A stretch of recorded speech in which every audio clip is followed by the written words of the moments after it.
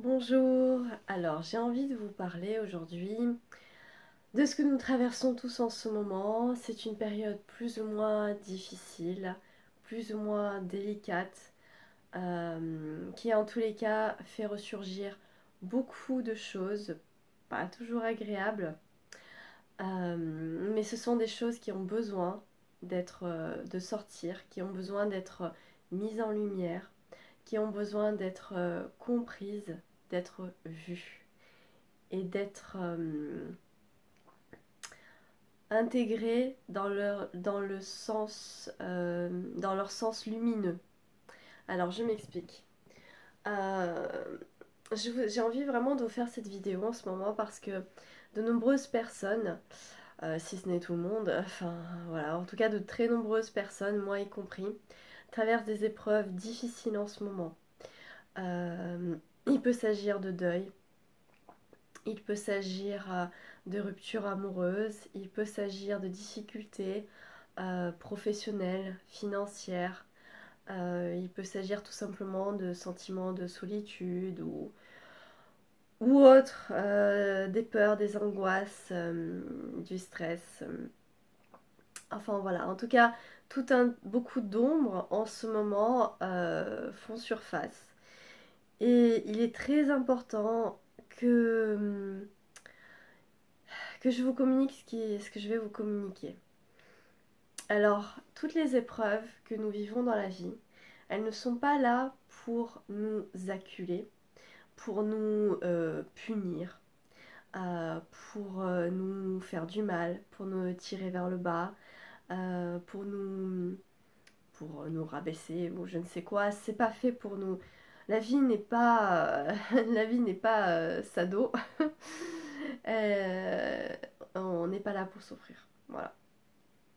Je suis pas là pour souffrir, ok? Voilà, donc en fait, ce que j'ai envie de vous dire aujourd'hui, c'est que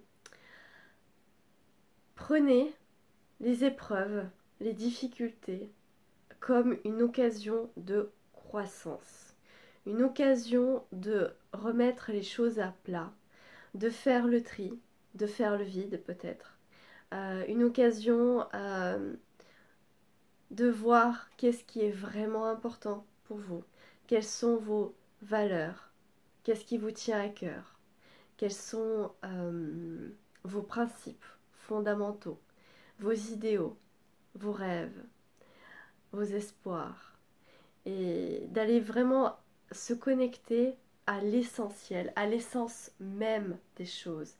Et dans chacun d'entre nous, en l'occurrence, il s'agit vraiment d'aller au cœur de nous-mêmes, au cœur de notre être, au cœur de notre âme. Je vais vous partager quelque chose de très personnel que je vis en ce moment. Parmi les nombreux changements et les nombreux chamboulements que je traverse en ce moment, euh, je suis notamment en train de vivre le deuil d'un parent. Voilà, l'âme, je vais le dire de façon poétique et réelle, parce que c'est comme ça que ça, que c'est. L'âme de ma mère est hors de son corps. Voilà, l'âme hors, c'est l'âme hors du corps. Voilà, et c'est l'âme hors du corps parce que oui, c'est le corps qui meurt puisque l'âme, elle sort du corps à ce moment-là, de cette enveloppe charnelle, et elle continue son cheminement. Elle va vers des dimensions, des plans. Certains appellent ça le paradis, donc chacun emploie la terminologie qui lui sied le mieux.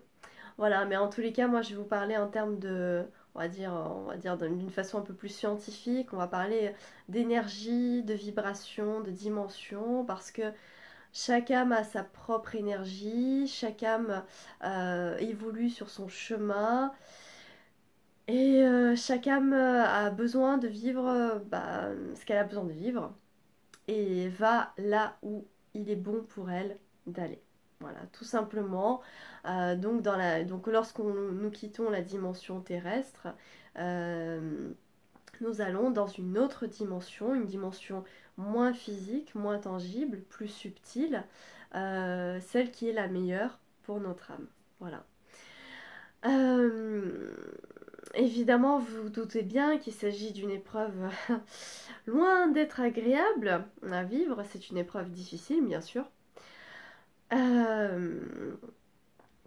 ce que je constate en ce moment, et c'est pour ça que je vous partage avec le cœur, cette épreuve que je traverse, c'est que ce que je constate, c'est que c'est justement lorsqu'on est mal, lorsque justement ça va pas, lorsqu'on est malheureux, lorsque on traverse des difficultés, etc. C'est justement à ce moment-là qu'on a le plus besoin. On a besoin de quoi? On a le plus besoin de se sentir bien, en fait. C'est à ce moment-là qu'on a besoin de réconfort. C'est à ce moment-là qu'on a besoin de sentir qu'on n'est pas tout seul. C'est à ce moment-là qu'on a besoin d'amour. Et d'où viennent toutes ces choses dont on a tant besoin en priorité, dans l'essence? Elles viennent tout simplement et avant tout de nous-mêmes. Et oui, c'est en nous-mêmes que se trouvent les plus grandes ressources et les plus beaux trésors. Et justement, ces épreuves que nous vivons, quelles que soient ces épreuves, quelle que soit leur nature, elles sont pour nous l'occasion justement de venir puiser à l'intérieur de nous, puisque on ne peut pas forcément aller le trouver à l'extérieur, justement d'aller puiser à l'intérieur de nous ces choses qui sont bonnes pour nous et de venir les incarner, les vibrer, les manifester et se remplir de ça. Se remplir finalement de quelque chose qui est déjà présent, peut-être de façon latente, peut-être de façon inconsciente, mais qui est présent chez nous. Et c'est justement pour ça que la vie nous offre des cadeaux, même si quand on les vit, on n'a pas forcément l'impression que ce sont des cadeaux, parce que c'est pas toujours facile à vivre. Voilà. Mais en tout cas, rappelez-vous que vraiment, la vie ne vous offre que des cadeaux. Après, justement, il en va de votre libre arbitre, de notre libre arbitre, de notre liberté finalement personnelle, de choisir la manière dont on va accueillir ces cadeaux. Est-ce qu'on va les accueillir comme étant quelque chose qui vient nous plomber, ou est-ce qu'on compte, et c'est un choix, il n'y a pas de souci, ou bien est-ce qu'au contraire, on va décider justement en son âme et conscience de faire tout ce qui est possible, euh, tout ce qui est possible pour aller bien, en fait. Tout simplement pour aller bien, pour aller mieux déjà.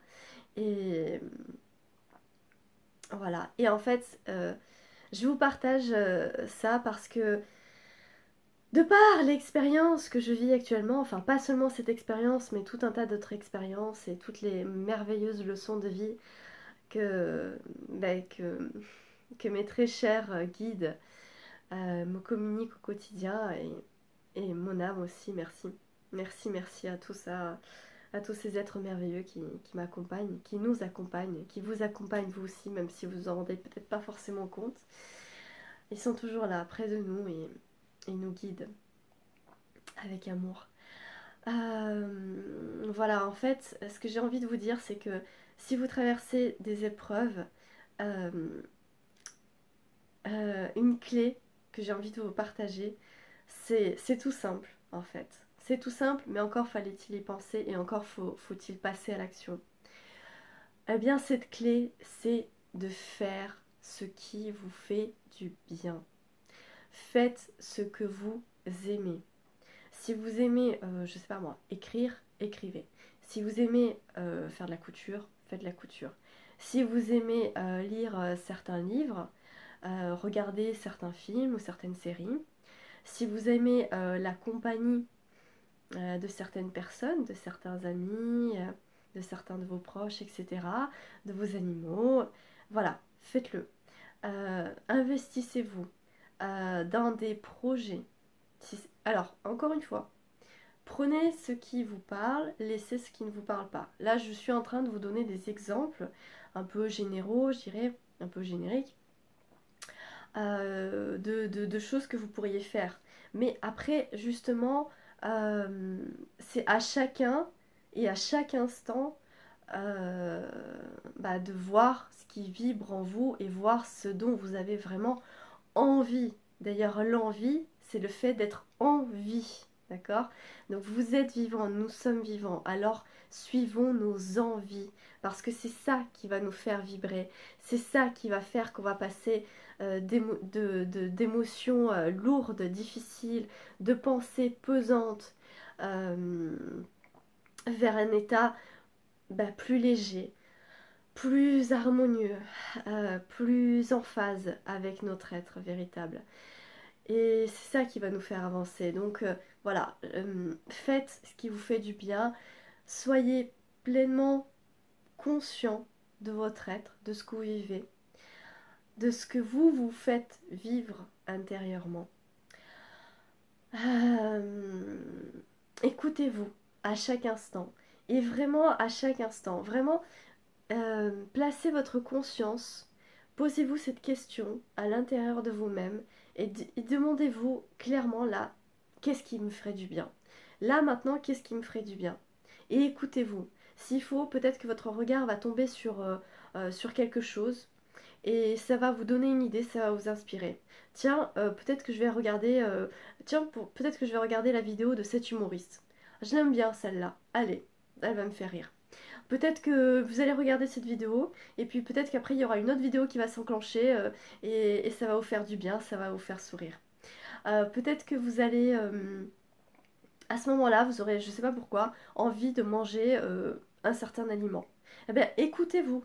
Peut-être que justement, si à ce moment-là vous avez envie de manger cet aliment en particulier, mais c'est peut-être parce que justement c'est ça dont vous avez besoin à ce moment-là. Eh bien, faites-le, bien sûr, si vous en avez la possibilité.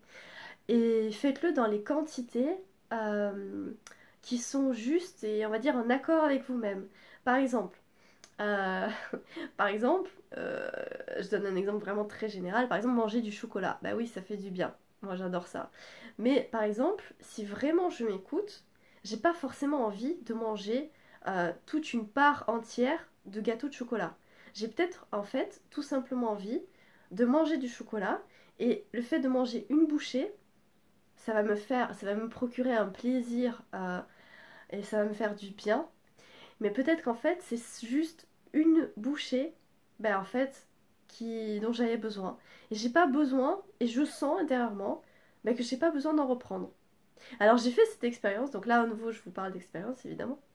J'ai fait cette expérience de me dire ah là là, j'adore ce gâteau, c'était trop bon, etc., etc. Je vais reprendre une deuxième bouchée. Et donc je me suis dit, allez, je sentais intérieurement qu'il fallait pas que je la prenne, que c'était pas nécessaire. Mais mon mental, on va dire plutôt, je dirais plutôt ma gourmandise à ce moment-là, m'a dit vas-y, prends-en une deuxième. Et ben vous savez ce qui s'est passé? Eh ben elle n'avait pas la même saveur. Et pourtant c'est le même gâteau. Mais elle n'avait pas la même saveur, je ne l'ai pas ressenti, ça m'a pas donné autant de plaisir, autant de satisfaction gustative, euh, physiologique, émotionnelle, etc. que cette bouchée, que cette première bouchée dont j'avais vraiment vraiment besoin. Vous voyez? Et tout ça, je suis sûre que vous le faites déjà au quotidien et vous vous en rendez, et juste, soit vous en rendez compte, soit vous en rendez pas forcément toujours compte, mais justement, c'est ça que je vous invite à faire, c'est prenez conscience de vos besoins, prenez conscience de ce qui est bon pour vous et ne vous en privez pas. Faites-le, vraiment faites-le. Mais faites la bonne action, la bonne petite chose, je dirais, peut-être au bon moment. Peut-être que la chose dont vous avez besoin, là, dans l'instant, c'est vraiment dans l'instant. Peut-être que la toute simple petite chose dont vous avez besoin dans l'instant, c'est peut-être tout simplement de respirer. C'est bête, hein, ça a l'air tout bête ce que je vous dis, mais oui, tout simplement de vous asseoir tranquillement ou de vous poser intérieurement, même en étant debout, pas forcément assis, et juste prendre quelques secondes de respiration en conscience. Peut-être que c'est tout simplement ça, la toute petite chose que vous avez besoin de faire et qui va vous faire du bien. Peut-être que vous avez besoin d'aller prendre l'air. Donc ouvrez la fenêtre, ouvrez, je sais pas moi, allez dans votre jardin si vous en avez un, sortez, voilà, allez prendre l'air. Juste, même 5 minutes, c'est pas... voilà, juste 5 minutes, peut-être que c'est juste ça dont vous avez besoin à ce moment-là, etc. Et donc, euh, faites les choses qui vous font du bien, voilà.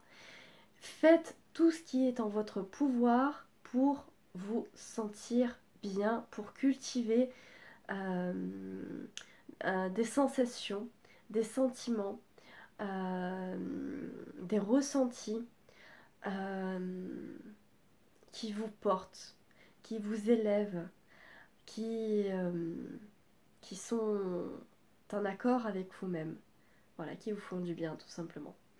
Et il y a une autre chose très importante dont je voulais vous parler, c'est que je me rends compte à quel point c'est justement lorsque nous traversons des périodes, des épreuves difficiles dans notre vie, c'est justement à ce moment-là qu'il est d'autant plus important euh, d'être heureux. Et oui. Et oui, parce que quand tout va bien dans la vie, bah tout va bien. On est heureux, c'est cool, tout roule, tout se passe comme on veut, tant mieux. Mais c'est justement quand ça ne va pas que c'est là qu'on a besoin, qu'on a besoin de retrouver cette sérénité, qu'on a besoin de retrouver cette paix, cette joie, ce bonheur intérieur finalement. Cette liberté aussi d'intérieur, cette liberté de se sentir bien en fait, tout simplement. Voilà, donc, et en fait, ce dont je m'aperçois, c'est que à ce moment-là, vous allez voir, peut-être que vous allez aussi vous vivre ça, ou peut-être que vous vivrez d'autres choses à votre manière, mais moi je vous partage en tout cas mon ressenti, mon propre vécu, c'est que j'ai perdu ma mère. Enfin, je l'ai perdue.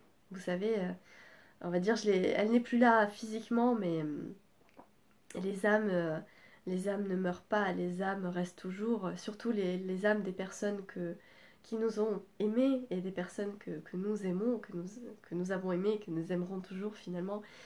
Elles restent toujours dans nos cœurs. Donc finalement elle est pas vraiment partie non plus, puisque en tout cas dans mon cœur elle est là. Bref.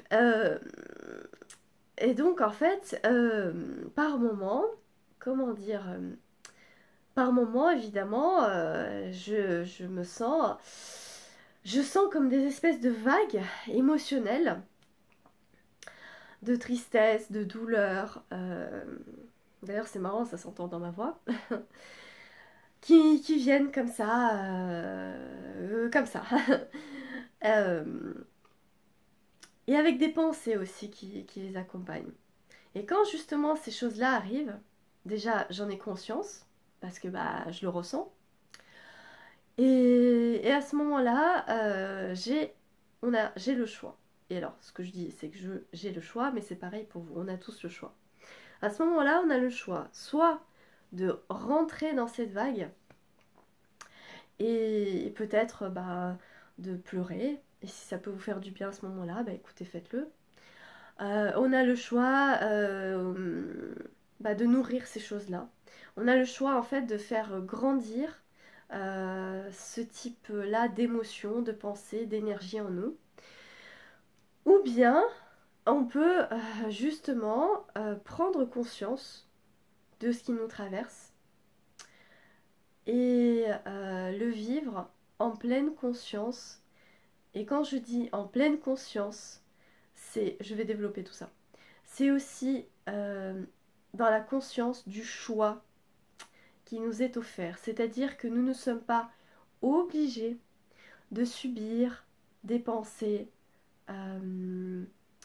basées sur la peur, des pensées désagréables, des pensées tyranniques. Nous ne sommes pas obligés de nous effondrer. Nous ne sommes pas obligés de rentrer dans cette vague émotionnelle, par exemple, qui nous submerge et de nous noyer là-dedans. On a le choix, on a cette liberté, cette merveilleuse liberté intérieure, justement, de choisir ce que l'on souhaite vivre intérieurement. Alors, je m'exprime. Par exemple, je sens intérieurement, vraiment là, je sais que c'est mon âme, c'est mon corps, c'est tout mon être qui vibre ça. Je sens intérieurement que il est super important pour moi là de faire tout ce que je peux, tout ce qui est en mon pouvoir, justement pour me sentir bien, pour vivre cette épreuve, non pas comme quelque chose qui va venir, je sais pas moi, me déprimer, créer de la dépression, créer de la souffrance intérieure, euh, mais au contraire, que c'est une occasion pour moi de grandir et de me renforcer intérieurement et de faire grandir cette part de lumière et d'amour qui est déjà présente en moi et de l'incarner davantage. Et, et de cultiver le bonheur au quotidien. Mais le bonheur, vous savez, ça se crée. Je suis sûre que vous avez sûrement déjà dû voir cette image. En fait, il y a deux bonhommes. Et il y en a un, comme ça, il est tout tristouné, voilà, bon voilà. Et puis il y en a un autre, il arrive, il a un gros pot qui ressemble, on va dire, à un pot de Nutella. Et dessus, il y a marqué bonheur. Et donc le petit bonhomme qui n'a pas de pot, il dit à l'autre, il lui dit mais oh là là, mais c'est trop bien, il est trop bien, c'est trop bien ce gros pot de bonheur là. Où est-ce que tu l'as pris, où est-ce que tu l'as acheté? Et l'autre, il lui dit bah je l'ai fait moi-même. Et oui, c'est ça. En fait, notre bonheur, on se le crée. Nous sommes les artisans, nous sommes les créateurs de notre propre état intérieur. Nous avons ce pouvoir de créer le bonheur en nous. Et, et en fait, donc je sens là intérieurement qu'il faut que je cultive le bonheur, d'accord? Et alors, il me vient des choses, des pensées que je ne... Comment dire? Qui me viennent comme ça. Notamment, par exemple, je sais plus quand est-ce que ça m'est venu, hier ou ce... Ouais, je crois que c'était hier. Bref, et des pensées vraiment, je vais vous dire, des pensées culpabilisantes. Il m'est venu des pensées c'était quoi? Comme, mais tu n'as pas honte? Mais tu n'as pas honte de vouloir être heureuse alors que ta mère est morte? Mais quelle horreur. Des pensées comme ça. Des pensées qui créent en moi un sentiment de honte, de culpabilité, qui me met le moral dans les chaussettes. Des pensées du genre et que vont penser les gens? Mais tu n'as pas de cœur, tu ne ressens rien, tu te rends compte, t'essayes d'être heureuse, alors que machin, alors que bidule, alors qu'il y a tellement de malheur dans ce monde, et nanana. Et, et puis, euh, et puis je suis là et j'observe ces pensées. Alors au début, je rentre un peu dedans, donc c'est-à-dire donc je me fais du mal, j'ai le moral dans les chaussettes, ça va pas, machin. Et puis après, je prends du recul intérieurement et je me dis, mais mon Dieu, mais c'est quoi ça? Mais c'est quoi ces pensées? Mais c'est... What? Et alors, qu'est-ce qui se passe en fait? Quel est le conseil que j'ai envie de vous transmettre? C'est soyez conscient des pensées qui vous traversent l'esprit. Mais ayez toujours ce regard euh, lucide sur les choses. Très clairement, moi par exemple, le fait justement de cultiver le bonheur, la joie, la légèreté, la sérénité intérieurement, et l'amour surtout, avant tout, je sens que c'est complètement aligné et en accord avec mon âme. Et non seulement c'est aligné en accord avec mon âme, mais c'est également complètement en accord et en phase avec l'âme de ma mère.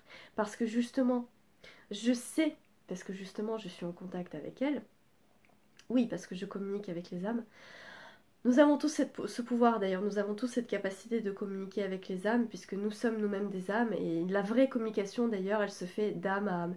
Mais je pense que je ferai une vidéo sur la question pour vous donner des clés concrètes, pratico-pratiques et faciles pour le faire au quotidien.